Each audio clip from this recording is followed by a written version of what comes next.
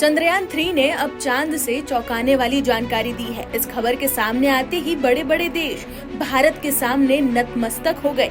आइए सबसे पहले आपको बताते हैं कि चांद से क्या नई जानकारी सामने आई है।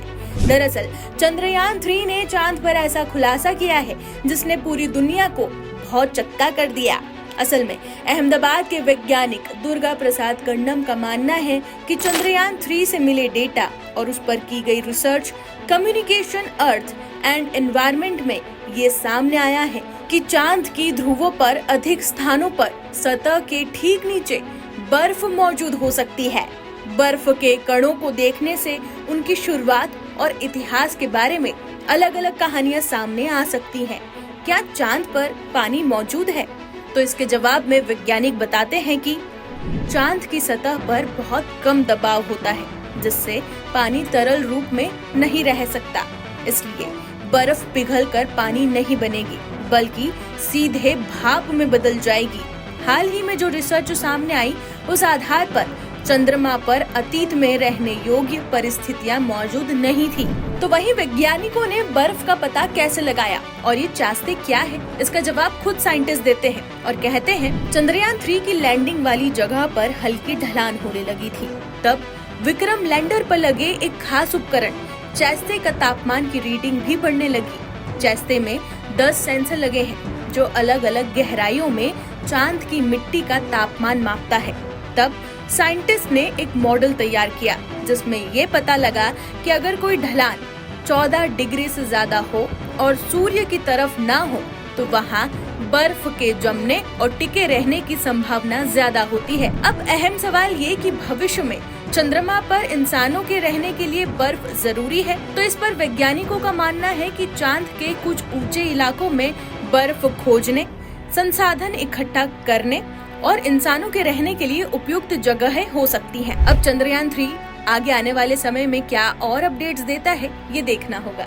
चंद्रयान 3 ने अब चांद से चौंकाने वाली जानकारी दी है। इस खबर के सामने आते ही बड़े बड़े देश भारत के सामने नतमस्तक हो गए। आइए सबसे पहले आपको बताते हैं कि चांद से क्या नई जानकारी सामने आई है।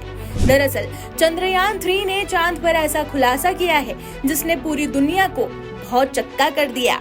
असल में अहमदाबाद के वैज्ञानिक दुर्गा प्रसाद कंडम का मानना है कि चंद्रयान 3 से मिले डेटा और उस पर की गई research communication earth and environment में ये सामने आया है कि चांद की ध्रुवों पर अधिक स्थानों पर सतह के ठीक नीचे बर्फ मौजूद हो सकती है।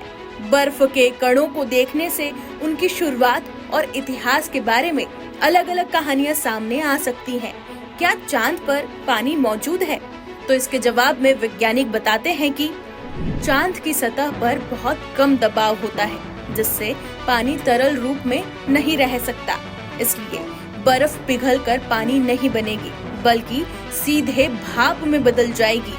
हाल ही में जो रिसर्च सामने आई, उस आधार पर चंद्रमा पर अतीत में रहने योग्य परिस्थितियां मौजूद नहीं थी। तो वहीं वैज्ञानिकों ने बर्फ का पता कैसे लगाया और ये चास्ते क्या है, इसका जवाब खुद साइंटिस्ट देते हैं और कहते हैं चंद्रयान 3 की लैंडिंग वाली जगह पर हल्की ढलान होने लगी थी।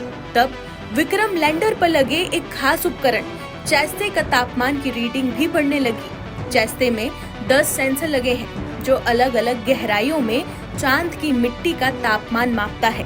तब साइंटिस्ट ने एक मॉडल तैयार किया जिसमें ये पता लगा कि अगर कोई ढलान 14 डिग्री से ज्यादा हो और सूर्य की तरफ ना हो तो वहाँ बर्फ के जमने और टिके रहने की संभावना ज्यादा होती है। अब अहम सवाल ये कि भविष्य में चंद्रमा पर इंसानों के रहने के लिए बर्फ जरूरी है। तो इस पर वैज्ञानिकों का मानना है कि चांद के कुछ ऊंचे इलाकों में बर्फ खोजने, संसाधन इकट्ठा करने और इंसानों के रहने के लिए उपयुक्त जगहें हो सकती हैं। अब चंद्रयान 3 आगे आने वाले समय में क्या और अपडेट्स देता है, ये देखना होगा।